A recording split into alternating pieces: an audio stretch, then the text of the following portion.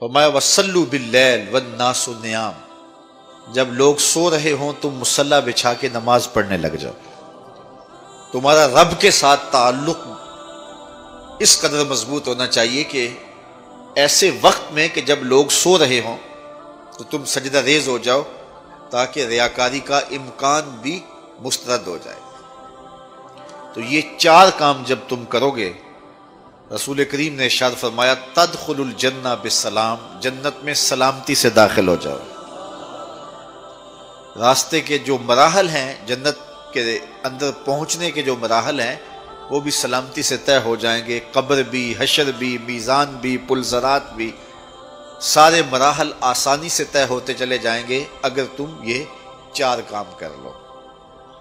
ان 3 کاموں کا تعلق ہماری معاشرتی زندگی سے ہے، اور رات کی تنہائیوں میں مصلی بچھا کے نماز پڑھنا، اس کا تعلق جو ہے وہ ہماری نجی زندگی سے ہے، اور وہ جتنی تنہائی میں ہو اس قدر ہی اللہ کی رحمتیں زیادہ اترتی ہیں۔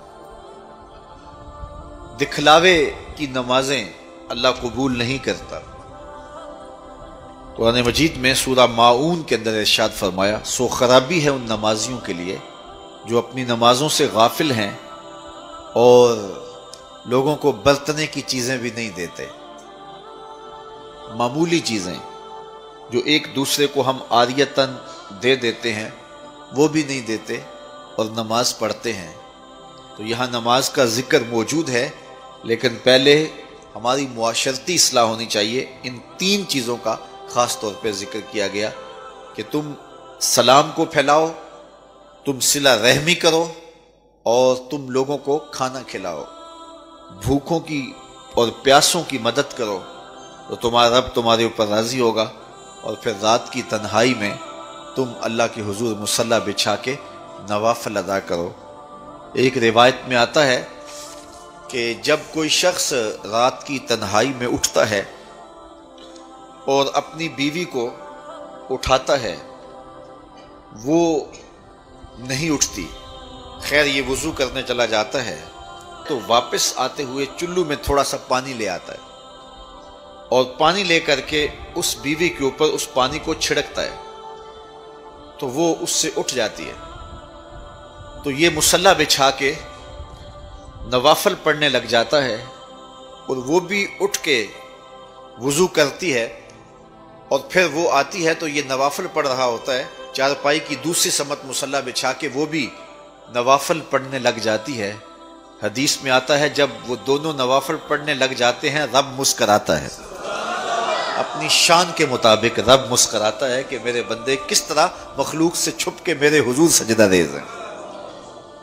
تو راتوں کی تنہائیوں میں جب لوگ سوئے ہوئے ہوں تو اس وقت سجدے کا ویسے لطف بھی اپنا ہی ہوتا ہے، چونکہ کوئی دیکھ رہا ہو تو کئی طرح کی باتیں ذہن میں آئی جاتی ہیں، لیکن تنہائی ہو، اندھیرا ہو، کوئی دیکھ نہ رہا ہو تو پھر اس کا اپنا لطف ہوتا ہے، اور سحری کے وقت اٹھ کے نماز پڑھنے کا سرور بھی اپنا ہے۔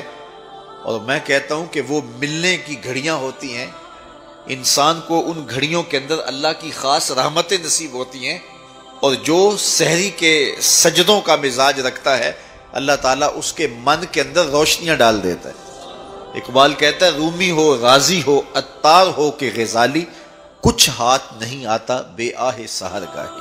فرمایا قیامت کے دن بندے سے سب سے پہلا حساب نماز کا لیا جائے گا۔ اگر اس کی نماز ٹھیک ہو گئی تو وہ فلاح پا گیا، اگر پہلا تول ٹھیک آ گیا تو وہ کامیاب ہے، وَأَنْجَحَ اور نجات پا گیا، وَإِنْ فَسَدَتْ فَقَدْ خَابَ وَخَسِرَ اور اگر پہلا تول ہی ٹھیک نہ ہوا تو پھر وہ ذلیل و رسوا ہو گیا۔ کہ جان بوجھ کے کبھی نماز نہ چھوڑنا، جس نے نماز چھوڑی وہ ملت اسلامیہ سے نکل گیا۔